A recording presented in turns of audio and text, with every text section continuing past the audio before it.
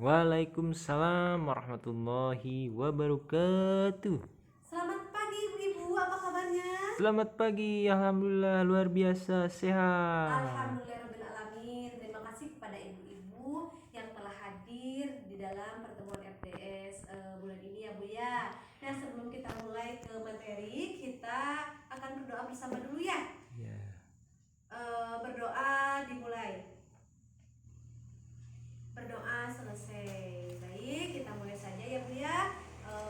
Pembahasan materi kali ini dengan bacaan basmalah. Bismillahirrahmanirrahim. Semoga diberikan kelancaran dari awal sampai akhir ya.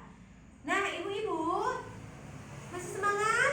Semangat pagi. Semangat pagi ya, bagus sekali. Nah, kita pertemuan sebelumnya membahas tentang apa Bu? Kekerasan terhadap anak, pencegahan. Ya, pencegahan kekerasan terhadap anak itu yang dibahas. Anak itu apa Bu? Siap, artinya apa Bu? Anak? Buah hati. Buah hati, benar. Anak memang buah hati. Pengertian anak ya telah dibahas di pertemuan sebelumnya, bahwasanya anak adalah seseorang yang berusia di bawah 18 tahun, termasuk yang ada di dalam Kandungan. Hak anak Bu, ada hak anak apa saja? Hak hidup. Hidup. 2. Hak tumbuh kembang. Hak perlindungan. Sama hak partisipasi. Ada juga kekerasan dibagi menjadi 4 ya Bu ya. Yang pertama apa Bu? Fisik, benar. 2. psikologis, psikis ya Bu ya. Yang ketiga seksual ya. Nah, yang keempat itu adalah penelantaran. Nah, untuk pertemuan kali ini kita akan membahas mengenai sesi penelantaran dan eksploitasi terhadap anak dengan tujuan pelajaran agar tidak terjadi lagi penelantaran dan juga eksploitasi terhadap anak. Apakah ibu-ibu mengetahui tentang penelantaran terhadap anak? Ya. Apa penelantaran yang ada di benak ibu-ibu? Penelantaran itu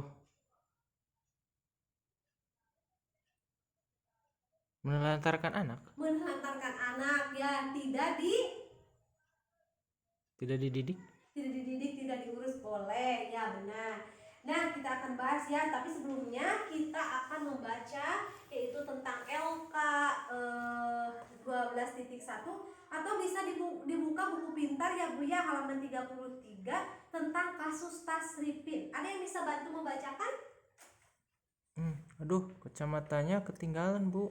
Baik, kalau begitu saya bacakan saja Bu ya. Coba diperhatikan. Di sini ada kasus kisah Tasripin, yaitu bocah 12 tahun yang harus menghidupi ketiga adiknya.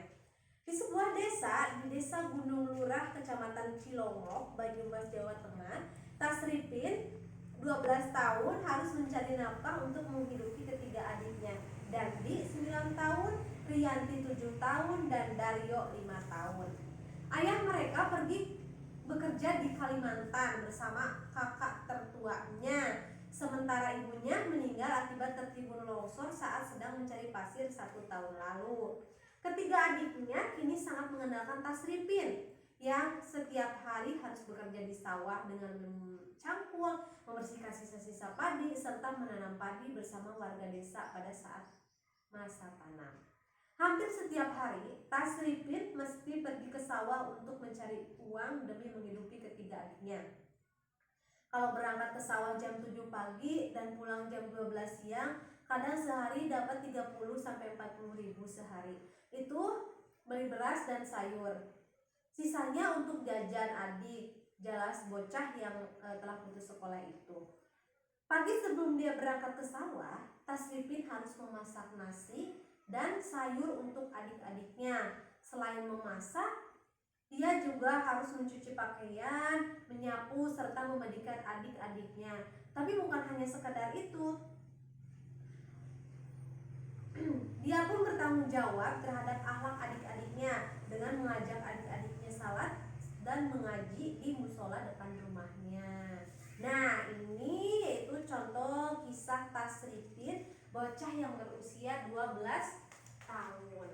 Nah, sekarang berdasarkan cerita tersebut ya, apa saja pekerjaan dan tanggung jawab yang dilakukan oleh Tasripin dalam menghidupi adik-adiknya?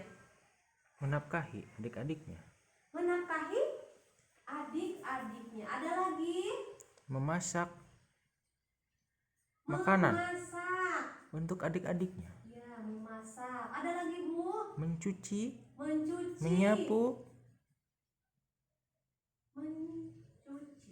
Menyapu.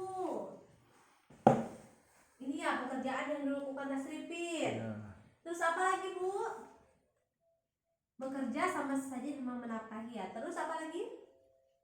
Tadi yang terakhir, mengasuh, mengasuh juga Tasripin bertanggung jawab terhadap apa, Bu, tadi?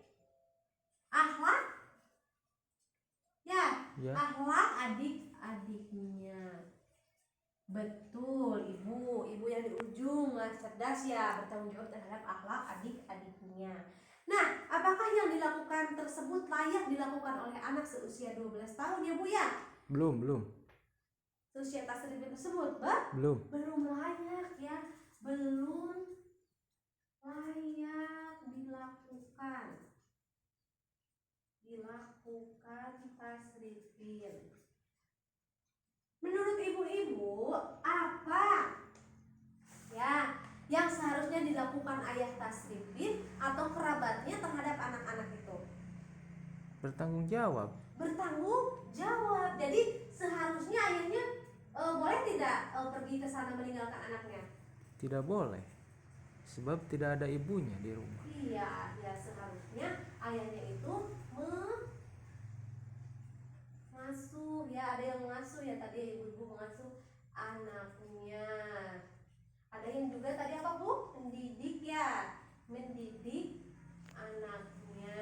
Betul ya, seharusnya jadi apa yang dilakukan ayah Tasripin itu seharusnya tidak boleh ya, Bu, meninggalkan anak-anaknya Meninggalkan keluarga. Iya, meninggalkan anaknya, keluarganya di kampung itu tidak boleh. Apalagi anak tersebut masih berusia di bawah 18 tahun ya, masih dikategorikan sebagai anak ya, yang masih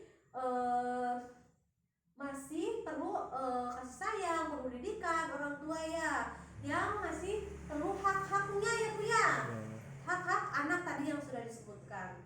Nah, jadi menurut ibu-ibu kasus ayah Tasripin itu termasuk apa, Bu? Penelantaran.